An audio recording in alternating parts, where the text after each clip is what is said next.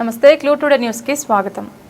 తెలంగాణ ప్రభుత్వం తలపెట్టిన 99 రోజుల ప్రజాపాలన ప్రగతి ప్రణాళికలో భాగంగా ఈ రోజు కలెక్టరేట్ మీటింగ్ హాల్లో జిల్లా మహిళా శిశు దివ్యాంగుల మరియు వయోవృద్ధుల సంక్షేమ శాఖ మిషన్ వాత్సల్య పథకం మరియు మహిళా సాధికారత కేంద్రం ఆధ్వర్యంలో బాల్య వివాహాలపైన అవగాహన సదస్సు నిర్వహించడం జరిగింది.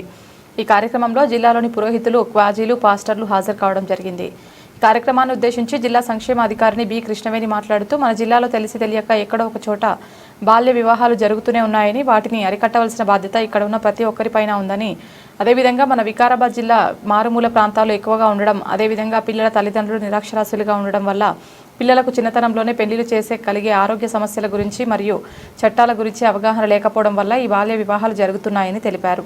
ఈ కార్యక్రమంలో DSP Janaiah, child welfare committee member Sangameshwar, స్థానిక సిడిపిఓలు Venkateshwaramma, Meharunnisa, district child protection officer Srikanth, mission Vatsalya సిబ్బంది, మహిళా సాధికారత కింద సిబ్బంది, సూపర్వైజర్లు, జిల్లాలోని పురోహితులు, క్వాజీలు, పాస్టర్లు మొదలగు వారు హాజరు కావడం జరిగింది.